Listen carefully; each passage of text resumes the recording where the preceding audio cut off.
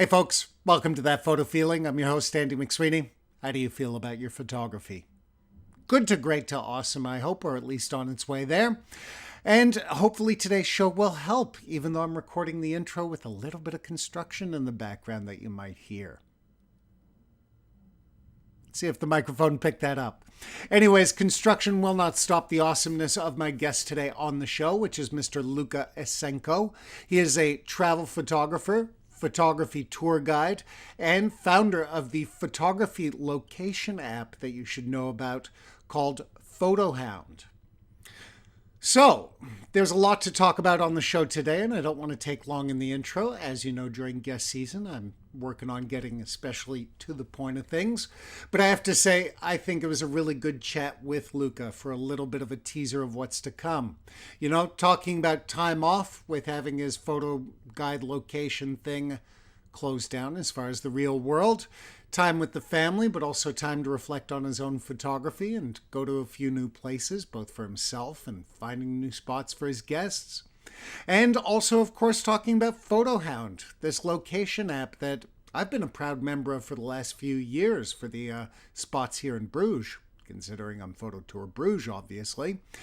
It's all about just listing off some good spots, sharing some photos, some information like the ideal shooting times, what to expect, maybe what to bring. I found that concept fascinating when Luka contacted me a few years ago to be a part of it, and it was really a pleasure to sit down and talk about both his photography, but certainly also about Photohound. And as I said, it's a big, long talk, and I don't want to get too long in the intro, so why don't we get to it?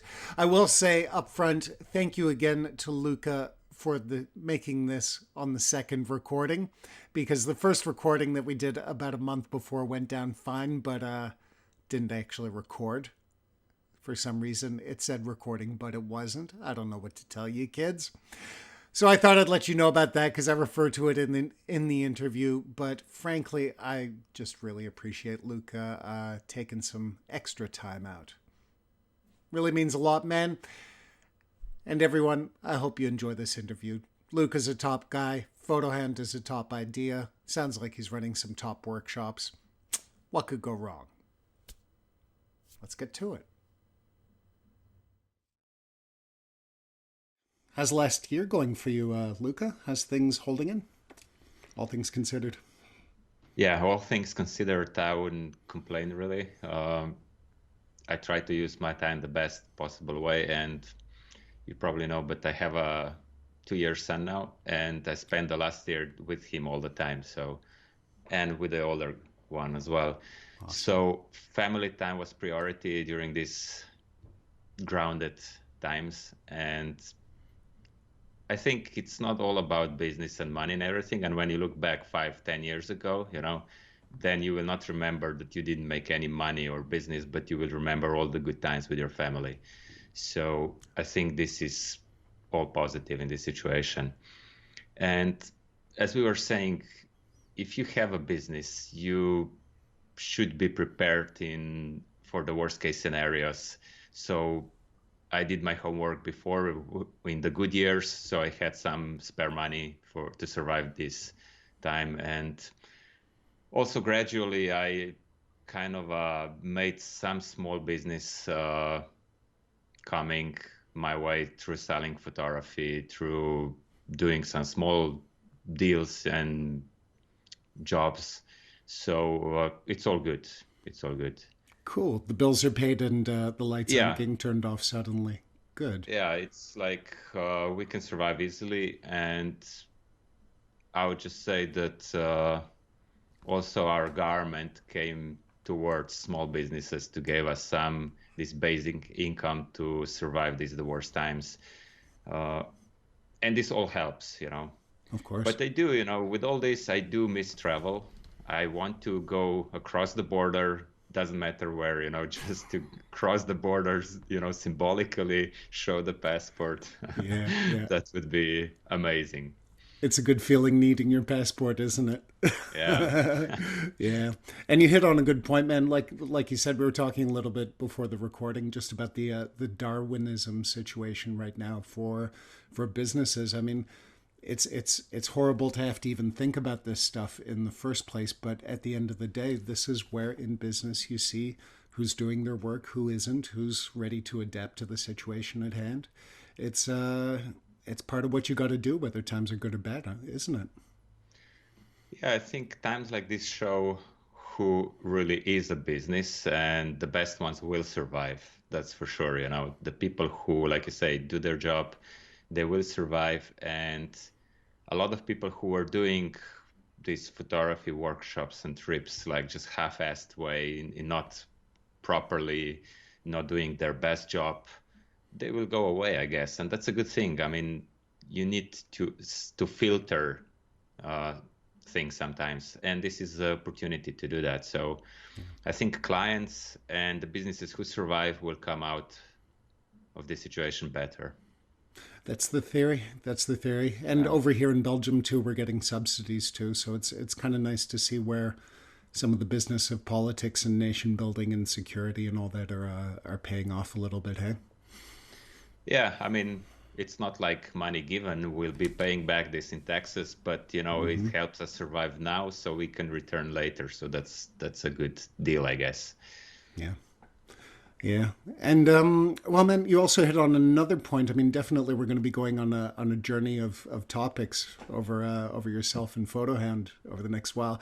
But let's linger on it a little bit because I like to help out the other photographers. Sometimes we also get other workshop leaders and such. What have you done to adapt around this situation? You mentioned a couple of things, and how easy was it? I guess as a side question, how did you move with it? Yeah. The most difficult thing for me was that I know that my business will recover and I will go on, but you don't know when. And at the same time, you cannot start completely different business. You cannot just throw away this and go different direction. Yeah. Because if you lose everything, you are free. You can do whatever you want again. So if you have your will, if you have energy and motivation, you can do anything. But this is just a waiting game right now. So I know I cannot just totally shift my business into a different direction and focus all my energy into this, because I know this business that I love and enjoy working will come back. So it's kind of a waiting to come back, but you have to survive and do something in the same time. So I didn't do any major shift, to be honest, but I did focus more on selling my photography, some digital photos, to some clients here in Slovenia. Also abroad, I sold more prints than usual because you actually have time to offer what you have, right? Of course. And I also created with a friend of mine a small these digital products like tutorials and stuff, and we are selling in it under a different brand. So I don't really want to promote this as myself because it's just a temporary thing.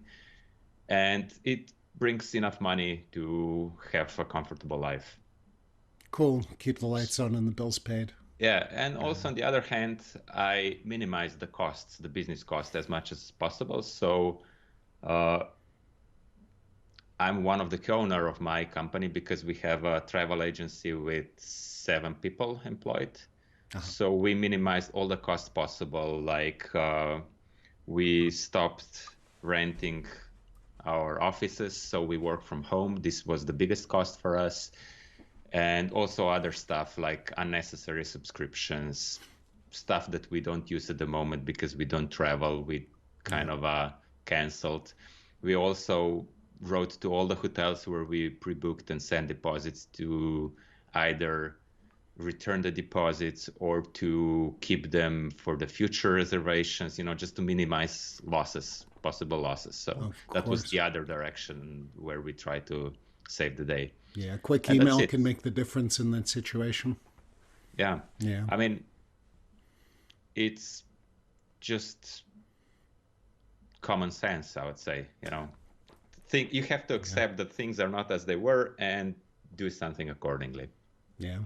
But I don't have any magical advice for people who are into photography and suffer from business loss. There's no magic pill that helps them survive or the business comes back. It's just every situation is different. You know, Slovenia, for example, is very tiny market. You cannot sell a lot of photos, but luckily I know a lot of people abroad, and my business is all English speaking, so I'm not tied into this little market here in Slovenia. But on the other hand, I also am not in the center of this business. I'm not in London. I'm not in US. So it's also harder for me to reach clients this way.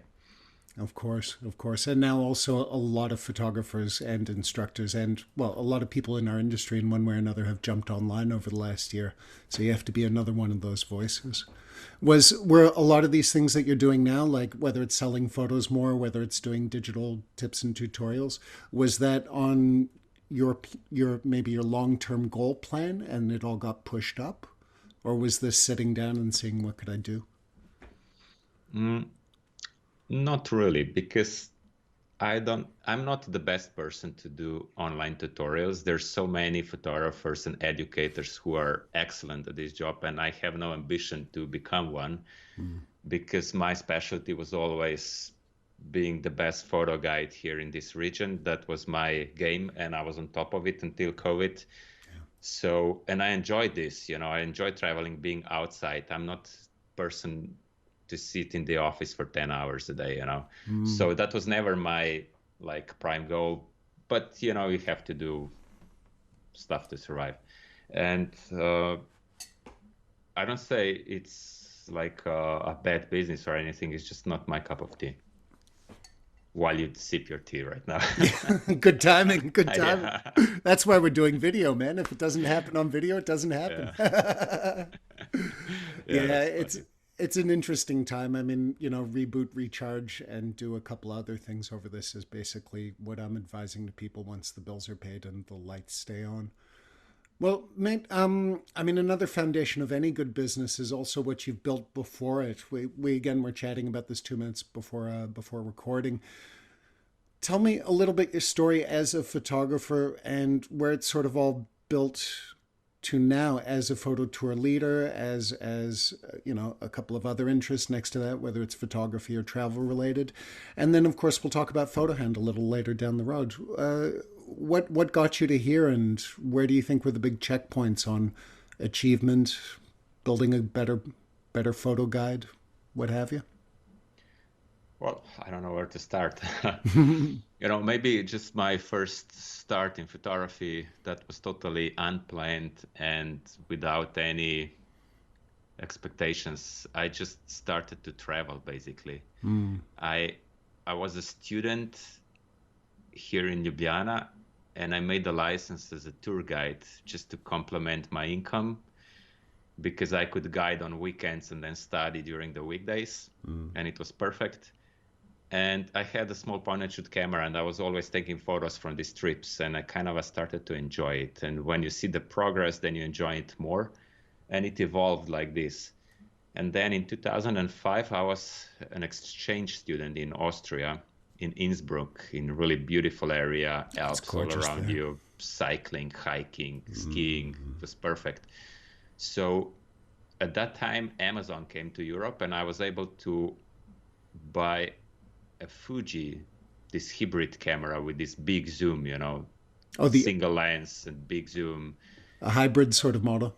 Exactly. So Yeah, this yeah. camera was me all the time while I was there in Austria, and I took thousands of photos. And all my friends liked it, and all these exchange students that I met, they were happy to me to share all these moments. And I got all this positive feedback, and that kind of encouraged me to continue. And as I returned back to Slovenia, I was more and more being a tour guide for Slovenian groups, and first only students. And then I actually started to do more serious travel to Africa, to Asia. So I did up to 10 big tours a year, you know, and always with my camera. And then travel agencies who hired me started to purchase the photos from me for their catalogs, for their websites. That's a good And sign. this was the first photography business I did. And then it kind of grew more and more frustrating because I could not do photography because I became more, how should I say, not advanced, but more demanding photographer for myself. The expectations were higher. So when I was guiding a tour, I could not go out for sunrise where there was the best light, but I could go with a group when all the other tourists were going. So I kind of hated this more and more. And it led me to just build a website myself in WordPress, Slovenia Photo Tour. And I published it in 2008. And first year I had 4 clients. They came to Slovenia with me, and this is how it started. Awesome. So I was the first person in the region.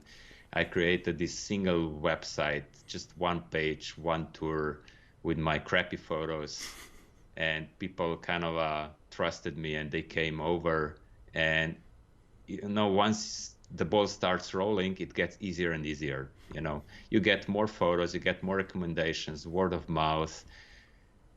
And then Slovenia was not really well known, so Croatia was the leading force for me for business, because everybody wanted to visit Croatia and Dubrovnik and Plitvice Lakes National Park, which is one of the top locations for photography in Croatia. So this is how I built my business. And then in 2012, I got my first business partners from US, where this industry is really big. Probably the biggest market is American, right? And for photo workshops.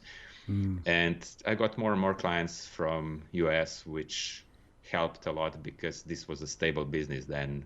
If I was trying to get people from all over the world, it was never certain if the tour is gonna fill up or not. But once I tapped into American market, that was a big difference. People know what to expect in photography tours. People are willing to pay more for this kind of service, not just these regular trips where you go for the budget, Dragged with the group, sure. Something more specialized, focused in. Exactly. Yeah. Less people in a group, focused interest, better service. And of course, it costs more. So Americans do understand this. Well, at least at the beginning, they were the only group that understood this kind of business. And nowadays, I can say I work with the best American companies in photography workshops, and they trust me, I trust them. So we developed friendships. So I work with them for several years now, and we plan tours for 2022 already. Awesome. And it's kind of a lovely business to be in, because you have all these relationships with people, and it's kind of it's not just like this travel, which is a faceless, industry. You book tough. a trip, you don't know who the guide is, you don't know what the group will be. But here in photography workshops, it's different, because people know who's going to lead them, which photographer is going to come, because they come because of this photographer. And this person knows me, and a lot of clients are repeat clients, so they know each other. So it's kind of a group of friends at the end. It's not like this generic tour through the Europe, in 10 days. Yeah. So it's way different, and I really enjoy this. I hear that a lot from more workshop leaders than tour leaders, which is a little bit of a side point on what you want to call a workshop or a tour. I mean, for me, my photo tour is a single serving session. Obviously, they can book up a few days and we can have some fun, but mine are designed for like little single servings. Hey, we have a couple of hours together and we can join them together, but it's not going to be the 3-4 day journey that I feel a workshop is. But more to the point, I've noticed from people who are doing workshops that, well, like you said, the people you meet, the community that you build up, and also that they're ending up with repeat clients. It becomes an experience, and not just like a going out and taking photos experience. It's a community experience. The guy's going to show you some great sites. He's going to be fun. You're going to have a good time. So it becomes part of your photography life to visit these places. And then when you find a good one, go back and do it again and again. Do you find that that's how it's working out for you? I think so, yes. Because it's not, a lot of people, if we touch Photohound, right? Yeah. This is where we share all the locations. I shared all my Slovenia locations and Croatia and Italy locations that I know into Photohound. Yeah. So a lot of people were saying, like, aren't you afraid that this this is going to kill your business because people don't need you anymore because they know locations now. And I said, well, people who travel with me only because they don't know the locations, they're not really my clients. People who travel because of me or the company, these are the clients I want to work with. Yeah. And this is totally different business. And I'm not really afraid that I'm going to lose business because of this, that people know the locations. As long as you do your best job, as long as people want to travel with you, you're not going to lose the business. Yeah. How's that, how's this experience of leading tours and sort of building your business, building your community, how's it affected your photography over the last few years? Well, I can say significantly. Because first, when I started traveling, it was mostly about travel photography for me.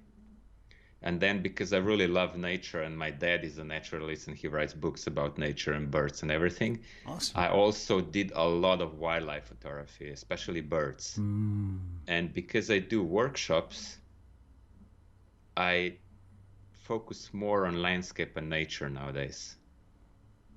Just because it's convenient and it kind of helps me with my business. So I always joke that I'll do wildlife photography when I'm retired. When I have time to sit in a bird hide for hours and take photos of birds, which is going to be super fun. I'm going to have a bottle of good wine with me. I'm going to click when the bird comes. Awesome. But now, people travel with me because they either appreciate my photography or they know I'm an expert in locations, and I'm going to bring them to the best place possible for given situation or weather conditions. So I have to shoot this as well. I cannot just focus on flowers right now and just post flowers everywhere on my social media or everywhere. It's not going to work, Yeah. I might change the clientele this way. But yeah, it does affect for these reasons. I'm not saying that I don't like this, because I really enjoy shooting landscapes. I grow to appreciate it much more because I return to the same places. And you see all this change and the difference and different conditions.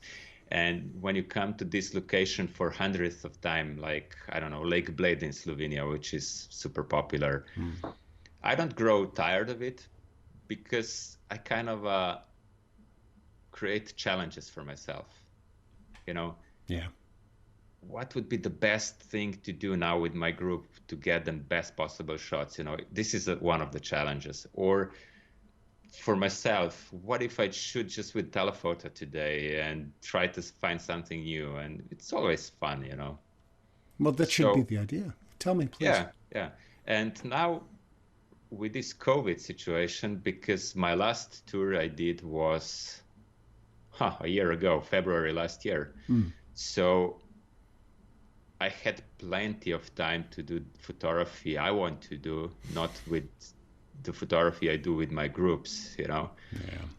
And the only big difference was actually to go to places I couldn't go in the best seasons. For example, in autumn last year, when there was no groups to Slovenia, I didn't go to the most beautiful places of Slovenia, but I went deliberately to the places I didn't know. So you're selfish in a way. You wanted the new discovery. Am I guessing right there? Yeah, I mean, selfish. I wouldn't say selfish. It's just I wanted some fresh air here, for myself. Yeah. Yeah. I mean, I have all the best photos of Lake Bled I can imagine. I will not go to Lake Bled on my own, but I will go to a place that I enjoy and try to do something different there. This kind of was also frustrating in a way because you don't know what to expect. You don't know what's going to happen. You don't know if you're going to the right place at the right time and stuff. So it was some frustrations as well, but I ended up with a really different portfolio for autumn last year, which was fun. And I also discovered some new locations where I can bring my groups next time. So that's another benefit, because the last thing I want to is to every group have the same shot Of course. every time you go. You try to create some diversity for your clients as well, right? Yeah. And that's what people are going to appreciate in a good photo tour leader or workshop leader, whatever you want to call it, is you're not just sticking them at the same spot every time.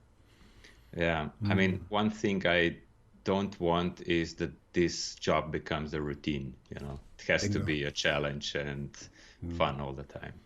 That's, I'm trying to, especially in this interview season I'm doing on the show, trying to sort of make a mosaic of what is a photographer, not in the sense of camera gear, not in the sense of the whole side of our community that gets very Right. nerdy and a little bit crazy, but just what are the qualities that make a photographer: personality, work skills, all that. And I've noticed a lot of us need variety. We need something to keep stimulating and shaking things up. I think it's part of the fundamental discovery gene that's sitting in a good photographer. They don't want things to stay the same. They want steadiness and they want a little routine, but they also want some chaos and fresh things thrown up to keep the creativity going. Yeah, I think that's actually the definition of creativity. It's not the repetition, but it's okay. It is repetition to become good and great at thing, but then you need to step up and trying to make it better or diverse. Yeah. So it's the same with musicians. You have some musicians who cannot change their style for the whole career, and you have some people who completely turn upside down their style and do something completely different and find new audiences. And this is the most amazing thing, if you're able to do that in today's world. That's even more important because everything's changing so fast. So Yeah. you have to be able to adapt, to change, to look for difference, for change. Yeah. And it's always going on anyways, whether it's big events or small events or just crawling through time events. I mean, look at social media, how much it's changed our jobs. Look at Photohound, the project you're doing, just the ability to, I mean, have a whole database of locations and all that kind of thing accessible through your phone. That was Star Trek dreaming 50 years ago, and even 10 Yeah. years ago, we were like, wow, I have a mobile phone and it has a screen and I can talk to the internet. Yeah. Yeah. It is amazing times that we live in. It's Scary and amazing at the same time. Yeah, that's part of the thrill, both for ill and well, Yeah. that's going on right now. It's like new possibilities and also, oh my, new possibilities. Exactly. Yeah. Well, speaking of new possibilities, you touch on something that I've been going through with my photo tour going to like 5% of a normal year last year.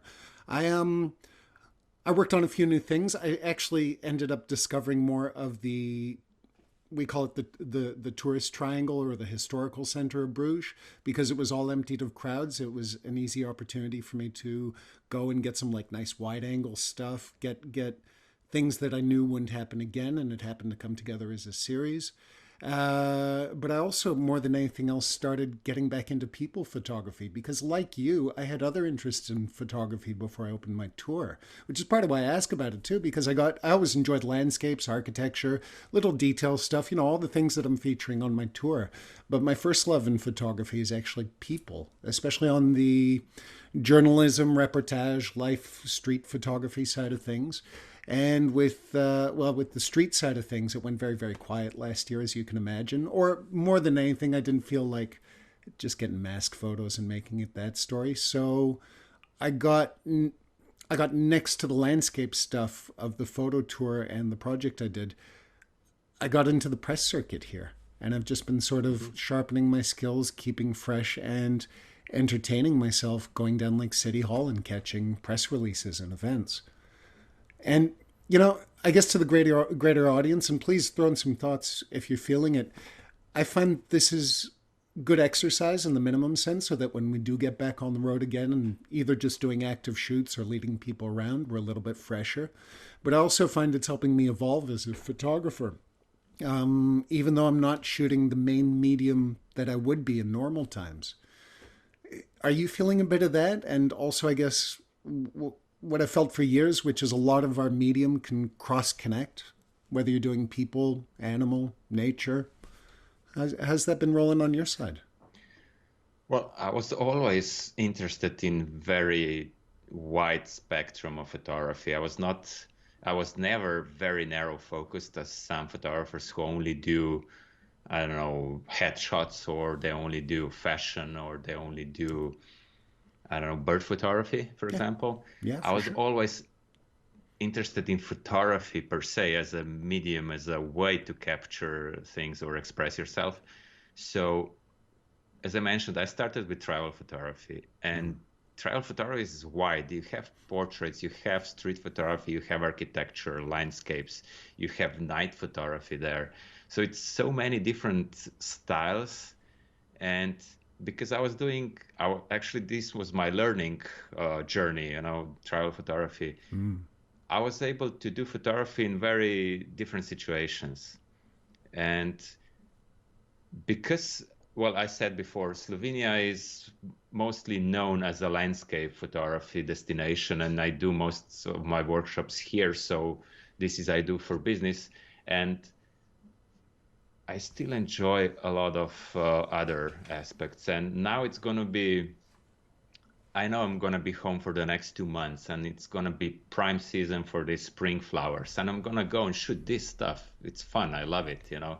Just going out, the first thing that comes out of the ground. It's so miraculous in a way, Mm. and I enjoyed shooting this. And then again, my parents live a little bit out of the city, and there's a few farmhouses around. And there's this old lady, she's like 88, 89, or maybe 90 already, and she Mm. lives by herself in the house without running water and without any heating. She only has this stove for firewood, I see. and she's self-sufficient. My parents, they help her like 2 times a month to take her to the store and back with a car so she can buy necessities, and that's it. She cooks for herself, and she has goats and chicken and rabbits, and she has two tawny owls sleeping in her chimney all the time. Two little tawny owls. Cool. Yeah. Awesome. So the other day, my dad and I went to photograph these two owls just for fun, just for the sake of it, because they're in the chimney and it's kind of a fun to see it. For sure. And we just went to shoot this. And of course, I made a few portraits of her, this old lady with this uh, colorful clothing and these flowers everywhere. And then she has this headscarf, and her face has this character. And I photographed her together with her dog there, and the goats were sticking out of the barn, and it was fun. I mean, I enjoyed this like almost documentary style of photography. For sure. More I'm not raw gonna, than a landscape. yeah. Absolutely. It happens. And even on the edit, there's not so much to do. Yeah. And Yeah. it's not really my field of photography, and I'm Mm. not gonna win any awards, and I'm not gonna change the world with this. But it was complete fun to me. It was amazing. It felt so rewarding. Cool. So I don't know if this answered your question, but It yeah. does, man. It hits on the biggest core of our medium, which is, to me, it sounds like you're discovering or maybe rediscovering your joy of photography. You're not worrying about clients, and I have the same thing. I have trouble taking photos when I'm doing a tour because it's about them, not me. You have more time on your hands. You're in a looser state. You're also getting some family time in, so I'm sure that's helping. And then you're going and doing these adventures, whether it's a new location for a landscape or crawling up someone's chimney to get a closer shot. To me, that sounds like the joy of photography, and I can see the little spark in your eyes. That's also why I love this video thing. But Yeah. but am I right? Do you think your joy of photography is getting a refresh, if nothing else, or a few more points in the bank? It certainly, okay, maybe there were some points in my career that I lost the joy, but not completely. Sure. Or maybe it became more too much of a work instead of fun. That's a bit what I mean with the client side. Yeah, yeah, Yeah, please. but you have to learn for your own sake, for long-term survival in the business, to enjoy it again. Mm. It's up to you. It's not like something will come and go. It's up to you to make it joy and fun. This is the most important thing to realize. So I wouldn't say I lost it. In a way, I became, sometimes I miss this beginner's naivety or beginner's, how should I say, enthusiasm to shoot everything that you see, because I became sometimes too selective. Oh, it's kind of a cool scene, but light's not really perfect. I'm gonna skip it, kind of a thing. It happens too often. We've all been there, especially when it's regular places, for sure. Right. So it's not. I mean, this passion never goes away. It's just maybe you can you show it in different way, or you're more smart with it. If you see that you can get something out of it, then you shoot. If you see it's kind of a pointless, you don't even take the camera out, maybe. But also, now I have family. I have 2 small boys. I have a lot of responsibilities, so I cannot just go every morning and do some photography. Of course. Just to do it. I have to optimize my outings when I go out. I have to maximize the chance for the best shot. Work the odds, absolutely. If it makes sense. So, okay, I plan more nowadays than I did before, just to get the most out of it. And it's fun planning, but also it kind of kills the spontaneity sometimes. You're not so spontaneous anymore. So there are pluses and minuses in this. And I would say this is a loss of passion or anything. It's just, you have to adapt. Life changes. It's evolution. It's evolution, absolutely.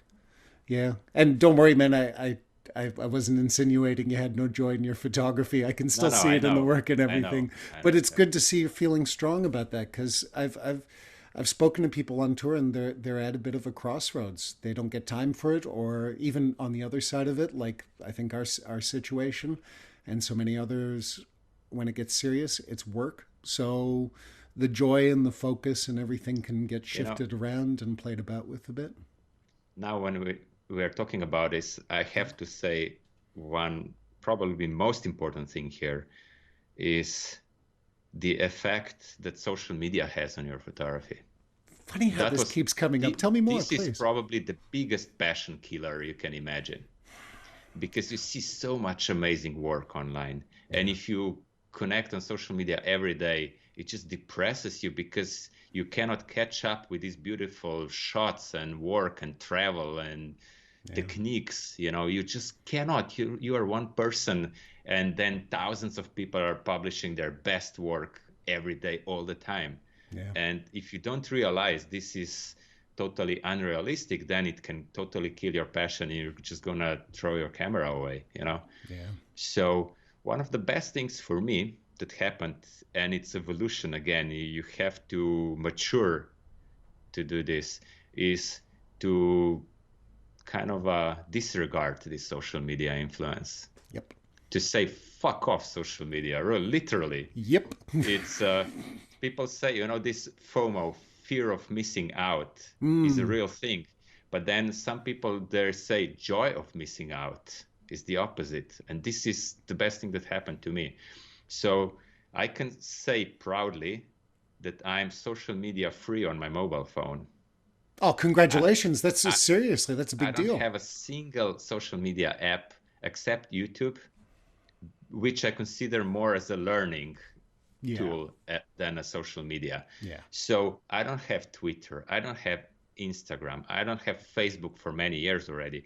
Recently, I even closed my account on WhatsApp because I was pissed off with this privacy rules from Facebook and so on. So I'm actually Facebook free on my mobile. Nice. And I'm not going to say that I'm a hater of social media. It's a tool that you need to learn to use. Of course. And I'm still learning to use it in the best possible way, because I'm kind of having this, how should I say, waves. Sometimes I get motivation and I post more regular. Sometimes I just say, I couldn't care less, and I don't post anything for a month. Same here. But the thing is, you have to see for yourself, this is a tool. How can it benefit me? Not how can I be a slave of this tool, right? So social media is one of the worst things that can happen to a photographer, and also one of the best things that can happen. And then it's up to you how you're going to turn it, right? Yeah. So for me, the best thing about social media is that I can keep in contact with my clients, with people I know, photographers like you and I. We were in touch through Facebook Messenger for this podcast, right? Yep. So that was the easiest way, and I accept this, I embrace this. But I will not have Facebook on my phone. I don't need to check it every hour or every day, right? Yeah. So it's a tool, and if you message me on Facebook, you can expect that I'll come back to you maybe in a couple of days or maybe 3 days if I'm somewhere outside, Yeah, and which that's is fine. Yeah, that's a decent standard. If it's important, I'll blip you a few times or dig out your phone number. Exactly. Yeah. If it's urgent, there's an email, there's a phone number, and you can always reach me if it's necessary. So this is how I see social media, and it helps me a lot just for sanity, just to keep my own passion for photography. And actually it frees a lot of time, Oh, yeah. Yeah. That's the other side of social media that I find can be detrimental. Like you said, there's some positive things. I mean, it's a channel to the world if you play it right and see it right. But all that time that you're sitting there just transporting stuff to Lightroom, to Dropbox, to Instagram, tagging it up, doing all this stuff. I mean, and I don't like to refer to other episodes, but I had a guest just recently, and we ended up talking about this. Well, I can say the name, David Duchamp. He's left social media for the last 6 months, and he's loving it. And just the extra time and headspace it's clearing up. He's lucky enough that he's at a point in his career. He's done his time on social media. He can disconnect a little bit. And I think you're at that same stage where you can just let it go a little bit. But all that time lost. I mean, I'd rather be out there taking photos personally. That's how I see it. Exactly. Yeah. And also, very important question here is, if you're a professional, photography professional, you have to be aware that social media is a trend, is a fashion in a way. Yep. You see, 5 to 10 years ago, Facebook was the thing to be on. Yep.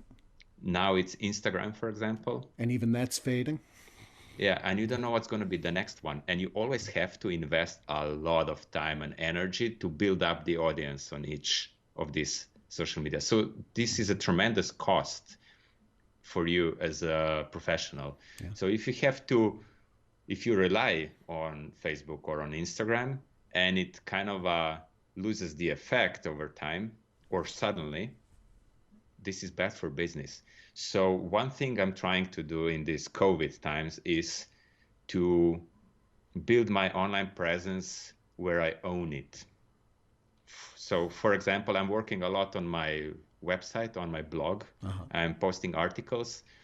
I'm learning how to do nice vlogs. I'm very, very demanding to myself here, so I'm taking it very slowly. I'm still learning. And email list is your biggest treasure.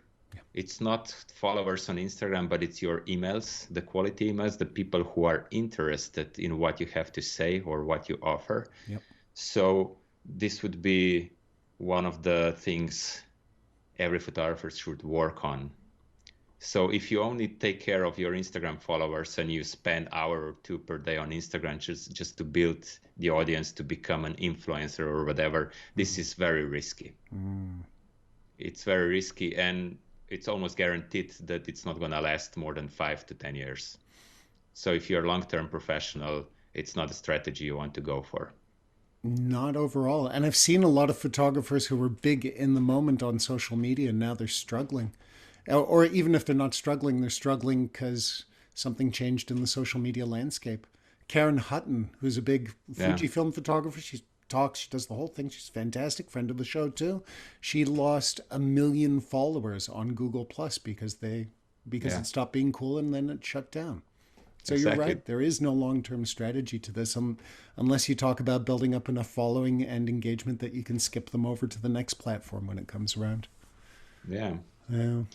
So this is where I see the email list still the most valuable and the most long-term investment you can create. Do you get that feeling when someone unsubscribes that in a way it's, well, in many ways it's good because you want people who are engaged and caring? You don't want to be a spam machine. You don't want to bother people who aren't interested. When I see an unsubscribe, I mean, you have that tiny little ping of, oh, they don't care. But then you're like, they don't care. I can That's focus on the fine. audience who does. Exactly. I mean, that's another thing where you have to learn how to react, because also every negative comment on social media or unfollow, like you say, or unsubscribe, it can hurt. Of course, it hurts a little bit, and it hurts more than every like that you get, of course, uh, because people are kind of loss averse. That's just our nature, right? Yeah.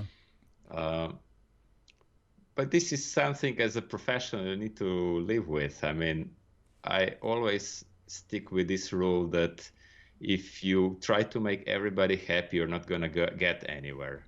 You So just true. need to make a few people super happy, and that's all you should care about. Yeah.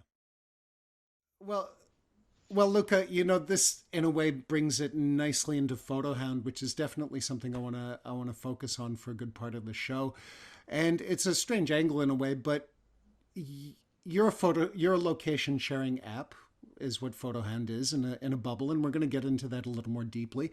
But one of the interesting aspects of Photohound is I notice you have a community mindset, not just in the viewers, how excuse me, the community being able to contribute locations, all that sort of thing. But one of the more interesting aspects I've noted it is that you'll actually limit some locations from being listed because of social media and oversharing in these locations getting, let's say, just a little bit trashed. Any thoughts on that? What sort of made you make that a priority in the Photohand community?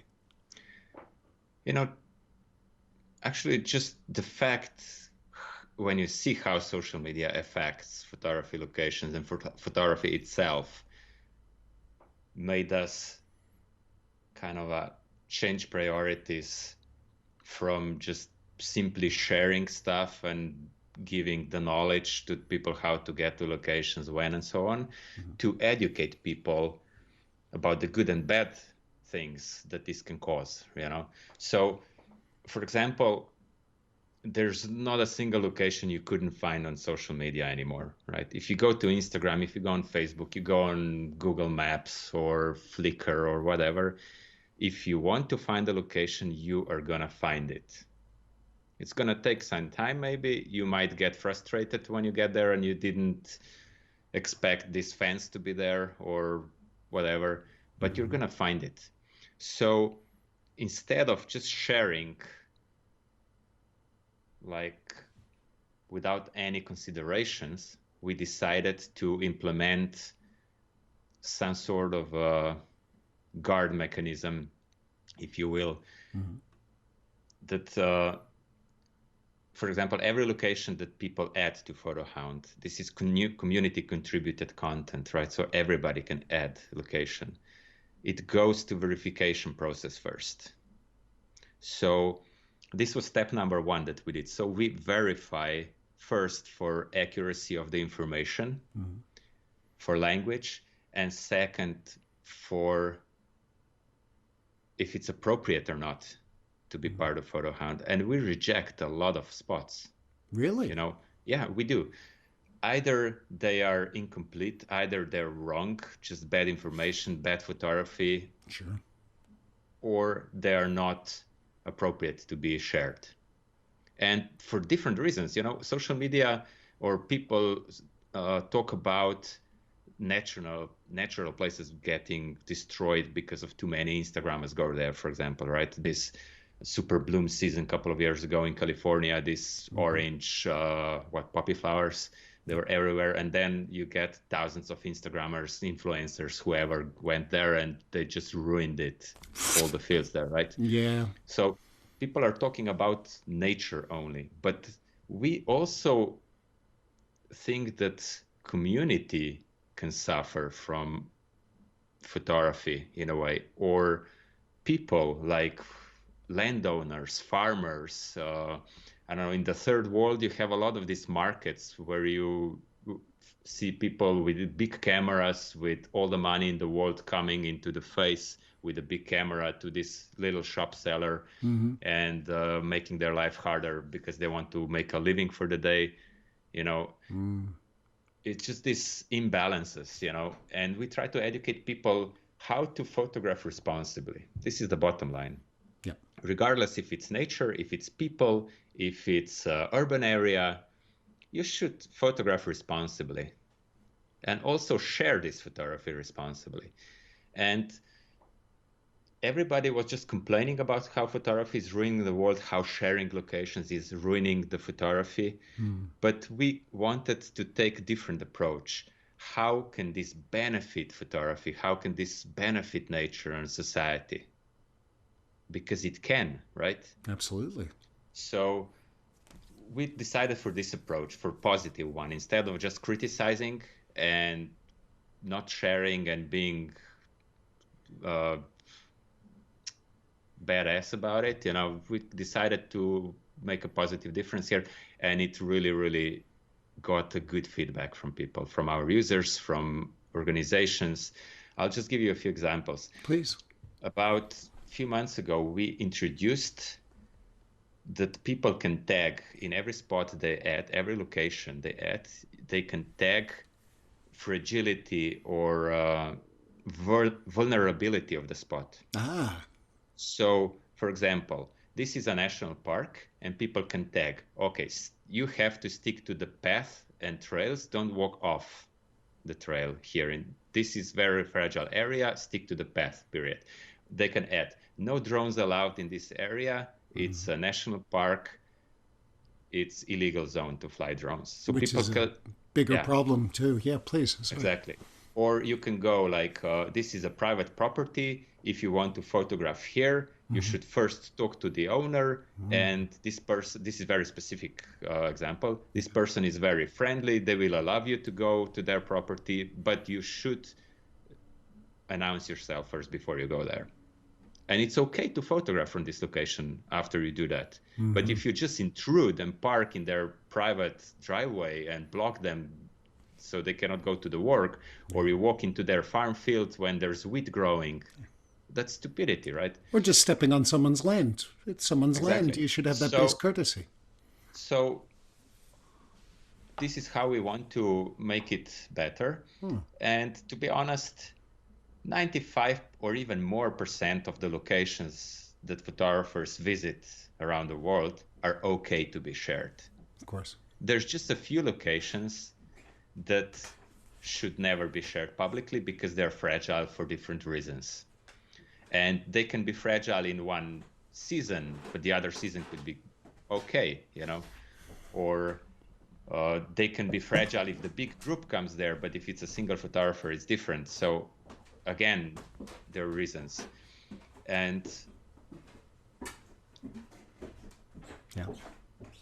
okay, I wanted to say as well that what we're doing was actually recognized. You've probably heard about Nature First organization. I have, but give me a summary for the listeners, please. So this is an initiative that started in US by landscape and nature photographers when they saw this destruction that social media is causing to the locations and sharing without any thought, Consideration, sure.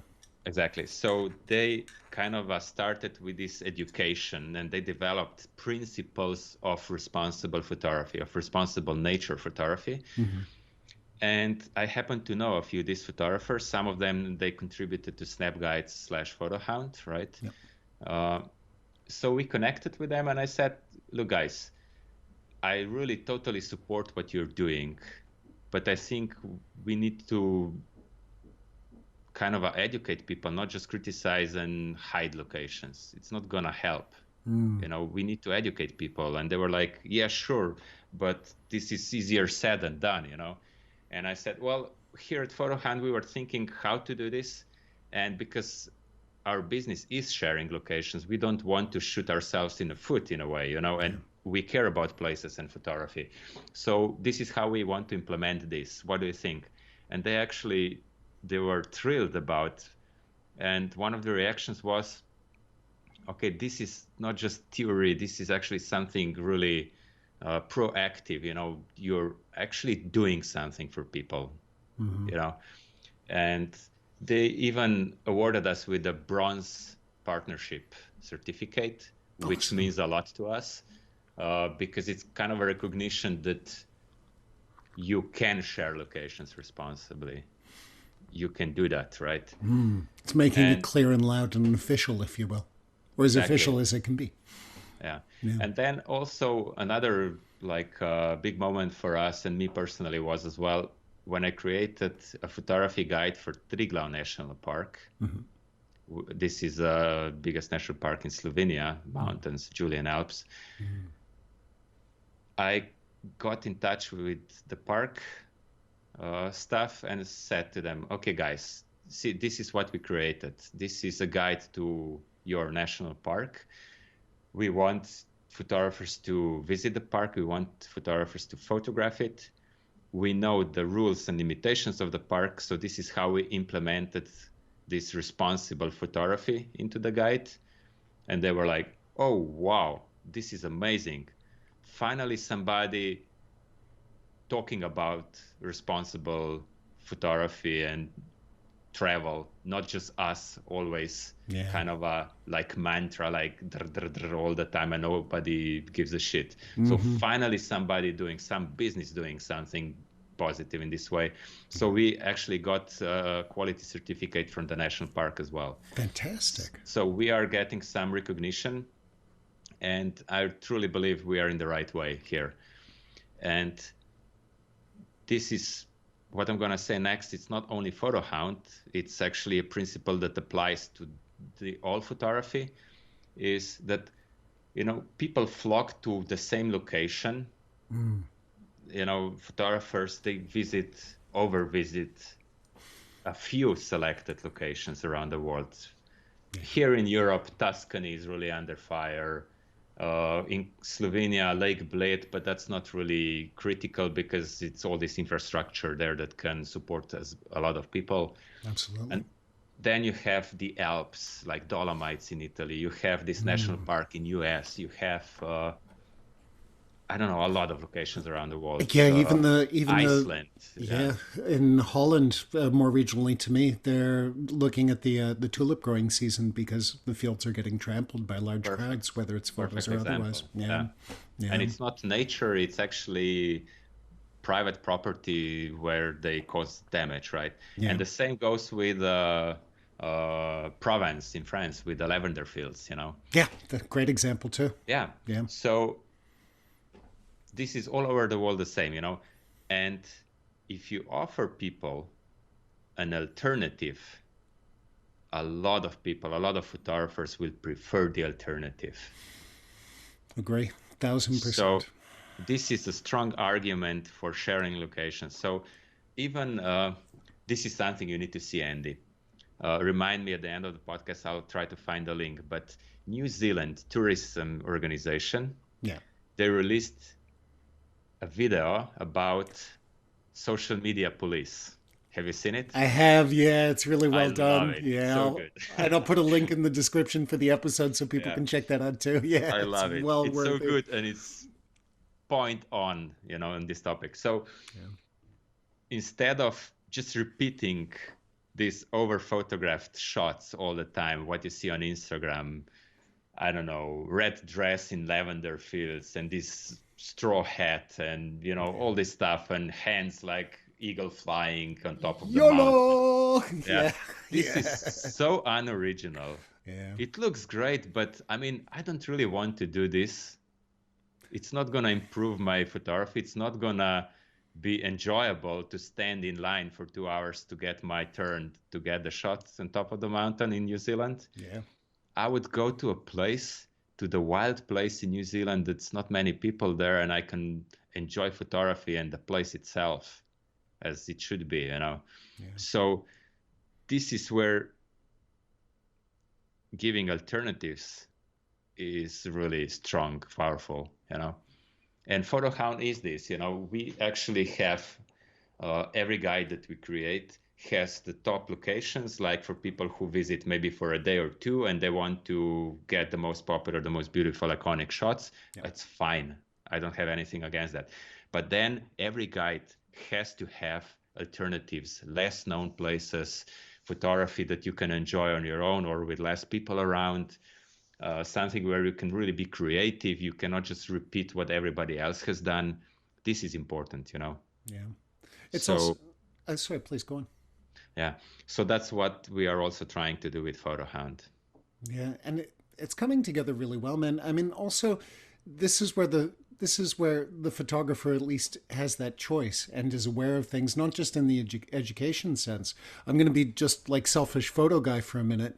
I can at least be warned that this place is a little overexposed and I'm going to be queuing 2 hours for my photo off the mountain place.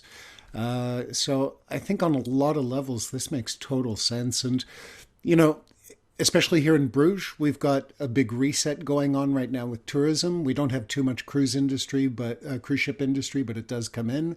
They were already talking before Corona about changing a few things so we don't get overloaded as a city. But I think this is maybe a global movement that hopefully will kick in, where we look at tourism and some of the issues that come out of it and just try and balance the scales a little more. And I think initiatives like Photohound are with the way you're focusing on that, and that's why I wanted to jump off on that. It's just one of the greatest things about it, in my opinion. There's obviously locations and everything else, and we're going to get into that in a second, but that overall consideration towards what we're doing as a species when we go around running for photos, running for 2 weeks on the beach and reading a novel, whatever, that's going to have a cumulative effect. And the more awareness we have about it, the more we can balance the scale a little bit. Yes, I think the world is changing so fast that we as society cannot adapt fast enough, and we don't see all the consequences something has. So, for example, smartphones and social media, they just came out of nowhere in the last 10 years. That was just like, whoa, like a train hits you, Yeah. And then for a moment, wow, this is awesome. I can find every location in the world. Oh, this is there. This amazing shot from Dolomites. This is how I get there. Boom, you go there. You wait for 2 hours with 200 people to get a shot, and then you're super disappointed. Yeah. And then you kind of whine that, oh, social media is bad, it's ruining the world, and then and you're super disappointed and you give up in photography, or you become a hater, or I don't know. It's so many things that can happen. But the reality is that we need to learn how to live with this. We need to learn how to use these tools, because smartphones, social media, these are just tools. And the same is with everything that comes new, You first see the positive things, or maybe you are kind of in different way and you see just the negative things that, oh man, that's the end of the world kind of things. But it never is like that. It comes in a wave, and then society adapts, and it becomes the way of life, and it kind of normalizes. So I think it's going to happen the same with this. Right now, it's all this craze on social media and influencers and super popular shots and getting likes. This is all that matters in many people's lives.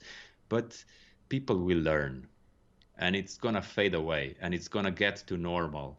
And it's just the way how the world works, If you look at the big picture, it's like that. Of course, we have to do something about it.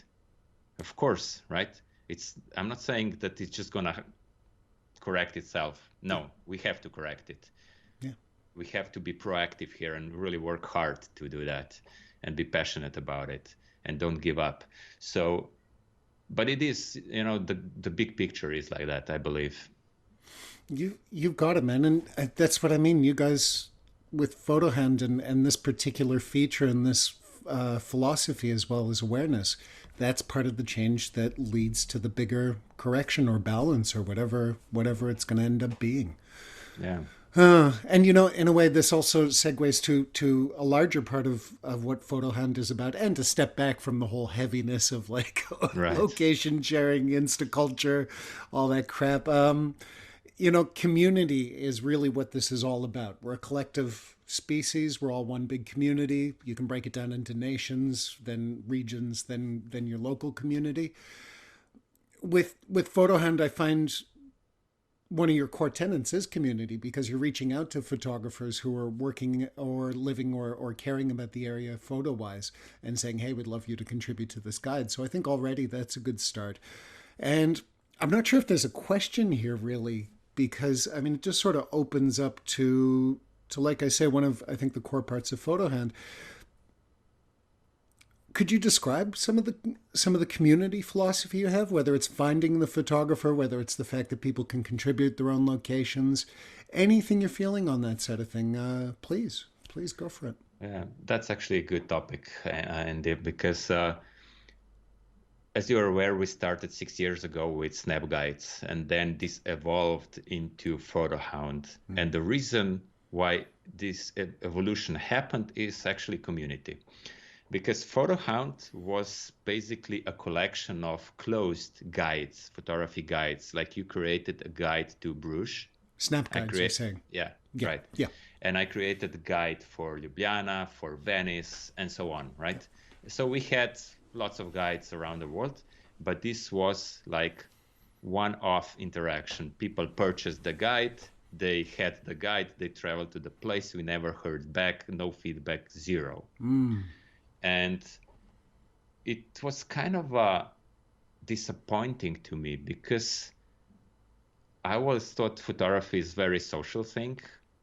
I often go to do photography with friends, or when I'm on workshops, I enjoy the company with other photographers sharing experience and so on. Yeah. So this reason, and the fact that we were missing a lot of locations because people could add locations all around the world, not just to the guide, we created Photohound and made it community-oriented website platform. So nowadays, any person who registers can create spots on Photohound, add their images to any existing spots on Photohound. So there is already a community aspect to it. It's all inclusive. Everybody can cooperate here. We are not cutting people out. And the other thing is our priority right now for this year is to focus on improving the community. And here, as I see it, we're going to introduce more interactions into the platform, because right now you cannot comment on spots or on photos. This is going to be one aspect. So communication between members. Then what we're trying to do is to encourage and to reward people for positive actions. So for example, when people share a spot with the community, or share the image, or make helpful comment, or they help us improve the existing content, they will gain rewards on Photohound. So unlike social media, where the only thing that gets rewarded is dislikes and they don't mean anything really, right? People will be rewarded fairly for their contributions. And one of the things we're going to do is we're going to give back percentage of the revenue. We allocated 25% of the revenue we are going to make. We are still pre-revenue phase right now, to be clear. So 25%, 1/4 of the money we're going to make is going to go back to community. So the idea right now is to give back to the contributors, to people, to the best contributors, to people who make the biggest difference in Photohound, and to give back to charity organizations or causes. Larger community. Yeah. So we want to make positive, not just to talk about responsible photography, community, anything, but to actually do something and give back, to have skin in the game, as they say, right? So this is our priority right now. We are about to release the mobile app in the next couple of months.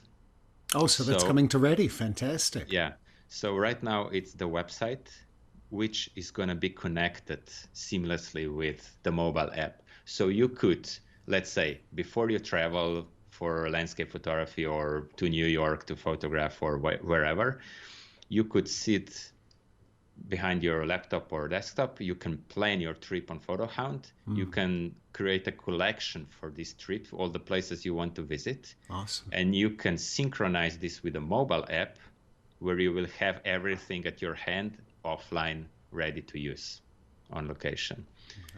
And we will also encourage people when they come back from the trip to share their experiences back to the community. That makes a lot of sense. Give something back. Yeah. So this is the idea about the community here in Photohound.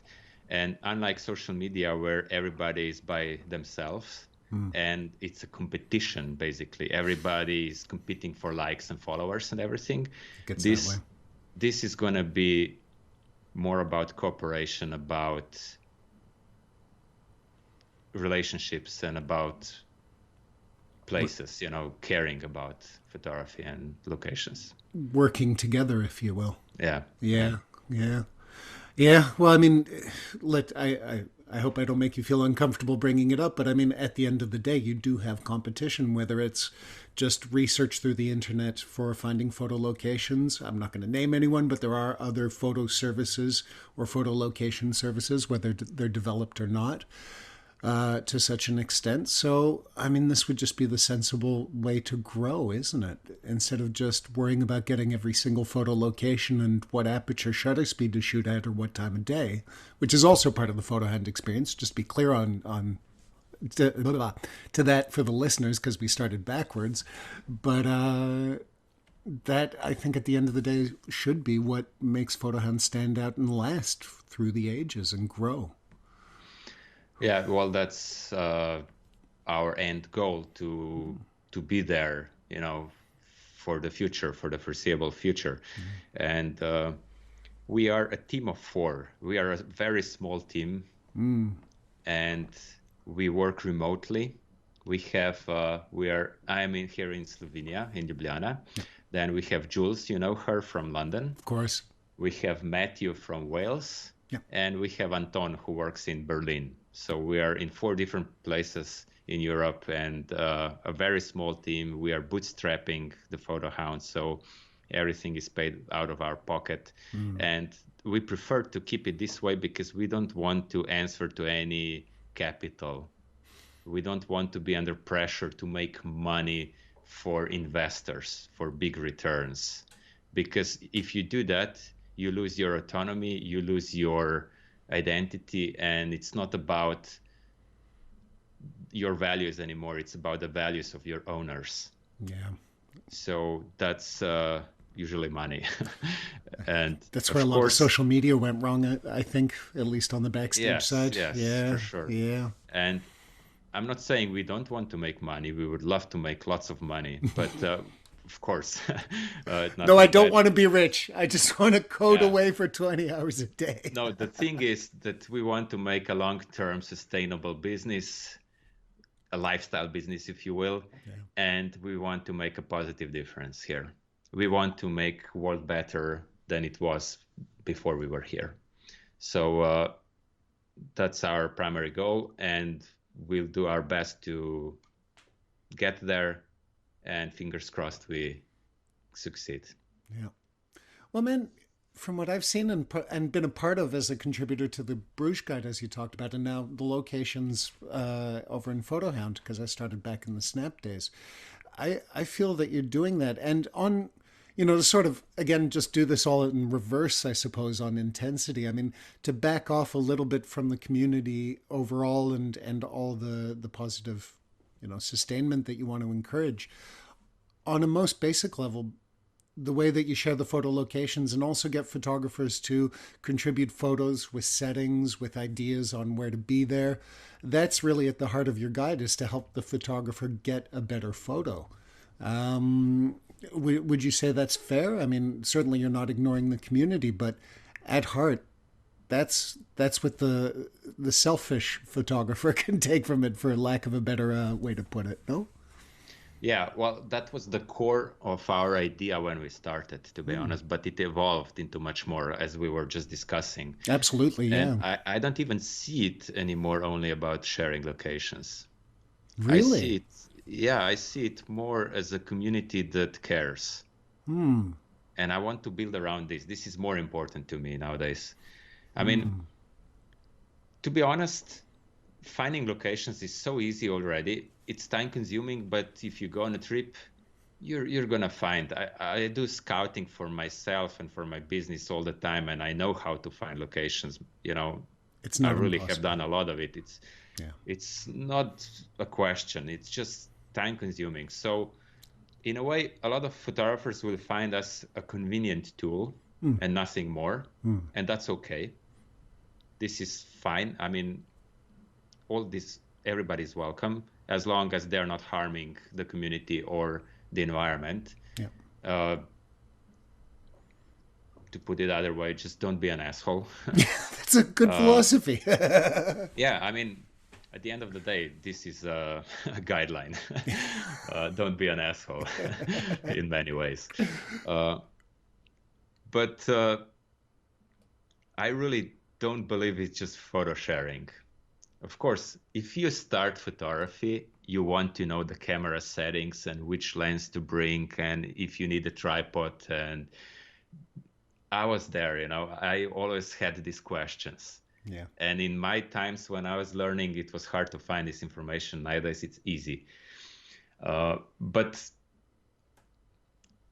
it can be so much more. This is the thing. It can be so much more. So we are trying to build a community here. And the feedback so far is good. And right now, well, we kind of, with Snap guides, I went into the startup incubator here in Ljubljana. We got some government funds to head start development of the app. And all this incubator thing here, it was all about presentation, about pitching the idea to venture capital, to find first an angel investor and then big money, and then you grow, super fast to become a unicorn company, and all this stuff. And I was in this mode, for a while. I was like, oh yeah, we can do so much with Snap Guides, and we can grow, and we can maybe exit in a few years and so on. But then as I went on this journey, it kind of started to feel wrong. I mean, when you were looking all these startups and you see all the stories, and then a good example is 500 Pics. Yeah. 500px, absolutely. The big photo sharing site came after Flickr, Exactly. So as it were. this was a super nice community when it was just this startup team, and they were like super passionate about it, and it was great community. Yeah. And then with all the good intentions, they kind of went into this venture capital world, and they got really big. They grew really fast. But how it ended is that they lost the steering wheel, the owners. Yeah, lost control. Capital, the capital in a way started to dictate the strategy of the company, of the platform, of the community. Yep. And nowadays, I'm pretty sure their main objective is to squeeze money as much as possible from the website. It's just a tool to make money. Instead of actually... please. This is not how I want Photohound to end up. And luckily, all four of us, the founders, we agree with these values. So for us, it's really community first. And I'm going to say, I'm not sure if it's a good idea to say that publicly, but first it was just Jules and me. And then years later, Matthew joined. And then a year ago, Anton joined.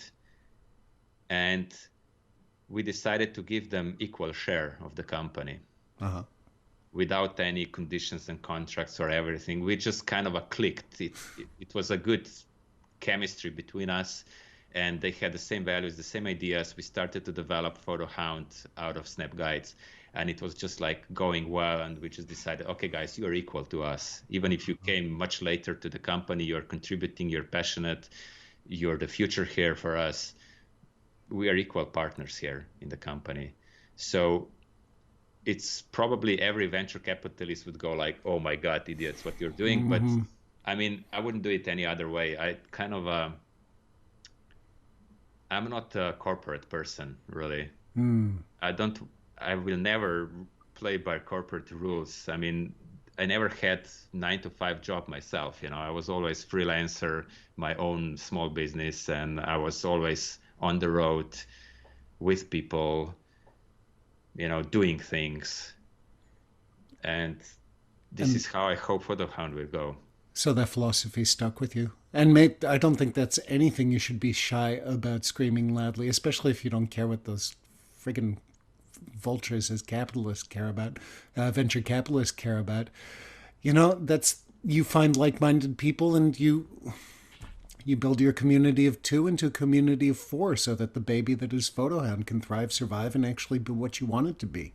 Instead of, I don't know, maybe, I mean, I'm purely guessing and probably wrongly here, but I'm guessing every now and then Mark Zuckerberg, from his $500 million mansion and everything else that comes with it, goes like, oh, a bit of my soul died getting here. Jeez. Oh, I have to go to the Congress on a hearing again. Oh, damn. Yeah. But with that, I mean, everything he has to deal with, Yeah. that's the choices you make. But also on the other side of things, these are the choices you make. And to me, for a community project, something that isn't just looking to, cash up and exit by selling the company in a few years, this is where you get the healthiest product towards things like a location sharing app that goes beyond just sharing the location and actually trying to build a community, a sense of self, something beyond the sum of its parts. And like I mentioned, I'm certainly not going to hack on about them or give them any free promo. You do have ways of competition, whether it's another website, whether it's digging around 500px for locations and whatever else. So this is the stuff that gets a healthier core and DNA. Earlier we were talking about Darwinism right now in business, with how things are changing and we're seeing who can adapt, who can at least thrive and survive. This is also where you find out if you build a good business in the first place, if you did your work on the foundations, whether it's financial, whether it's community, whether it's otherwise. I mean, I don't get into City Hall to take photos on my downtime over the last year because I've been selfish and not giving a crap about Bruges. I do other photos and I do photo work that is directly involved towards the community, and that's all I really care about at its core. And then I find out now that helps sustain me in the tougher times, whether it's even, whether it's potential for work or even just keeping myself busy by being able to go to a few press meetings when there's bugger all else to do. Yes.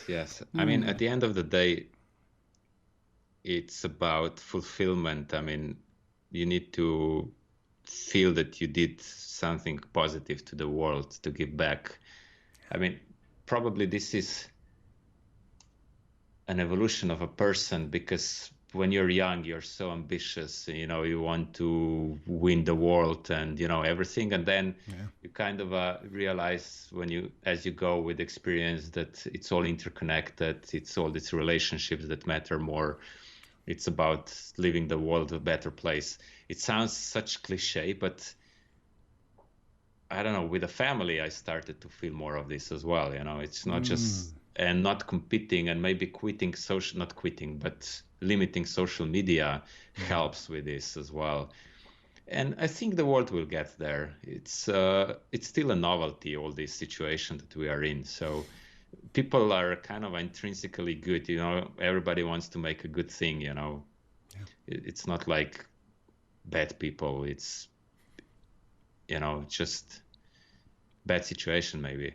But anyway, bad players. It's that loud minority. I had that on the ready if you couldn't find the words, but it is really the majority of people are fantastic, decent human beings and want the same objectives. Yeah. It's that, let's call it 5%, that just don't care or want to burn it down or only care about what they're up to. Yes. Yeah. But that's good, man. I could talk so much more about this, especially the good community stuff, man. It's underappreciated sometimes nowadays in all Well, this social noise. we can do a repeat talk maybe in a year time or so when we know how the Photohound develops, when we go public with the app, and when we introduce these new community features which are coming this year. So that could be another very interesting discussion. I'd really like that, man. Actually, part of where the show is evolving here, doing the podcast that I'm loving, is people are happy to come back and I'm happy to have them back. And I feel more of a sense of community than just going, oh, you know what? The easiest way to get the top podcast is get X guy, Y guy, and only at the top, or only at here, only at there. It's build a community, talk to people and do things that interest you. There should be that connection. That's sort of why I guess in a way I'm glowing off all this community talk, because I notice as a photographer, I notice as a tour guide, I notice as just the business side of all that, and then getting into the podcast, the live show, all the other things I'm getting up to, community and just engaging with people, wanting to work together instead of just against each other. And then maybe I don't have the most eloquent words, but doing it for the love and then letting the money and stuff kind of come from there. That seems to be the healthiest road, where you sleep well at night and you have people to call that don't want to spit in your eye the first chance they get.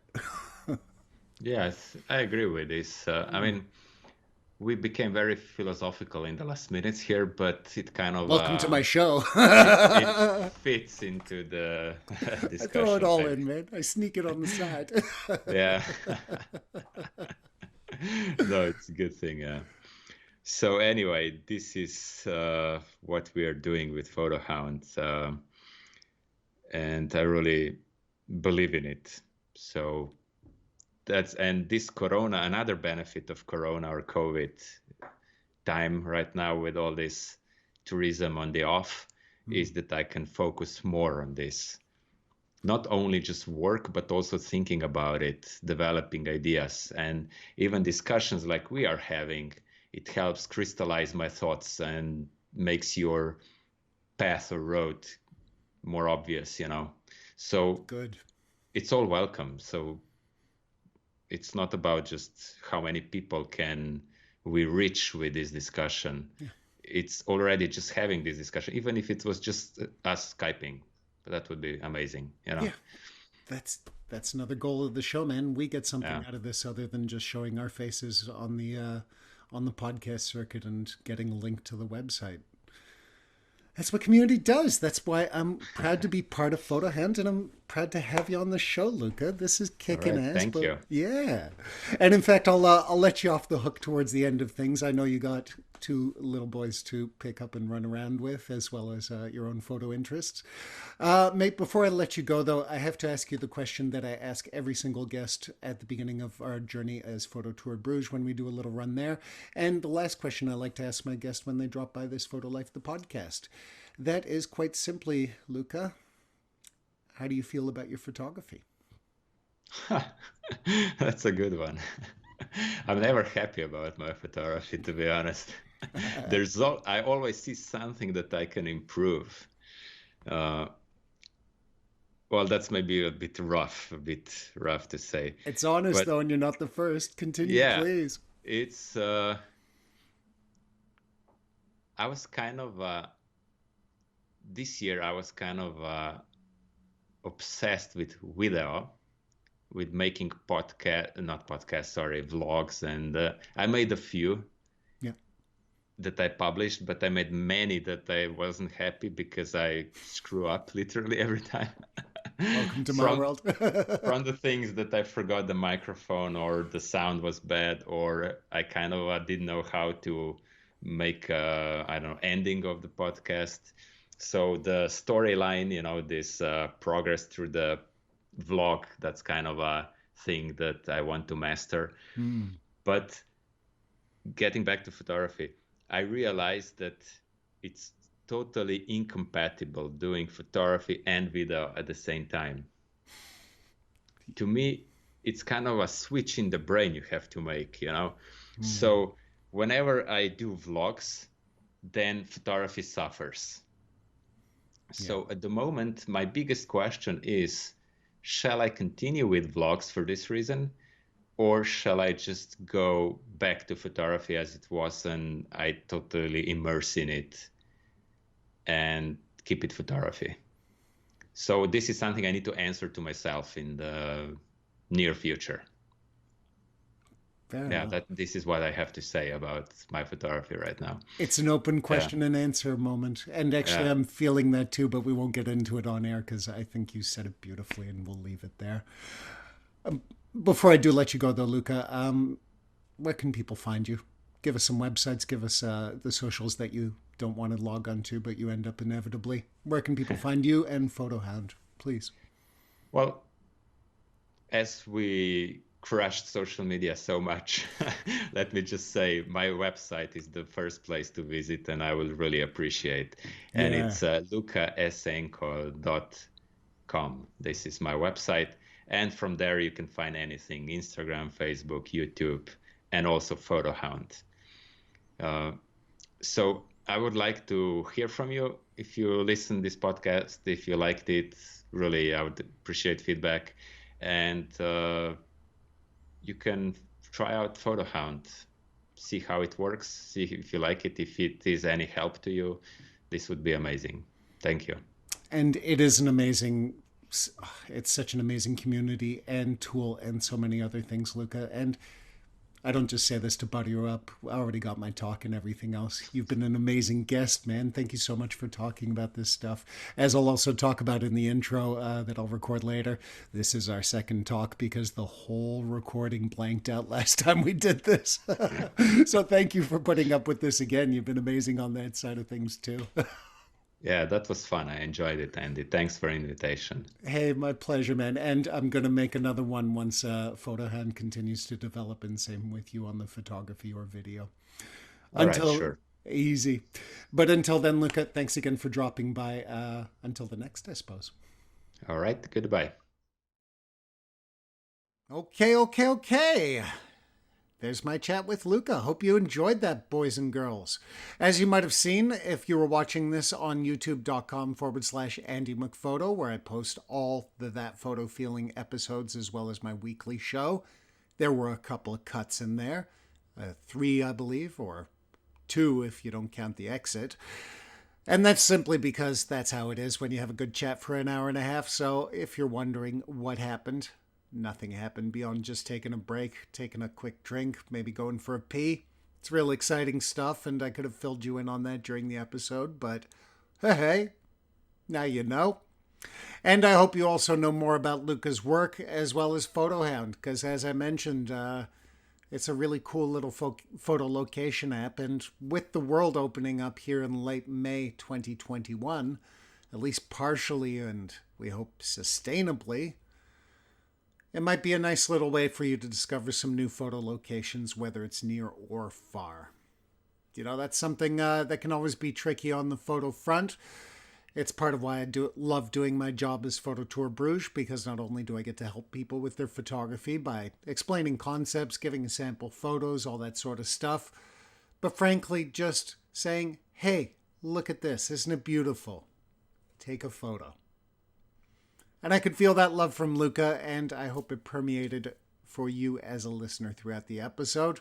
It's fairly short on the way out this week, kids. It's actually been kind of busy because, as you might know, I've started That Photo Feeling on Clubhouse, the audio-only app that, as I mentioned just an episode or two ago, has been a real interesting place for photographers because a lot of us get some spare time on the edit, and that means we have time to talk on this conference call app.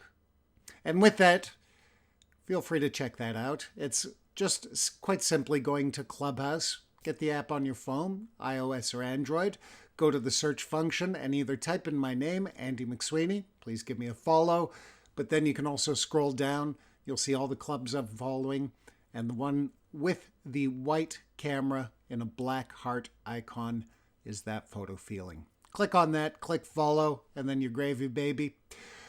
And it might be a nice way to catch up with each other a little more beyond this podcast, which is part of why I had to mention it at the tail end of the show.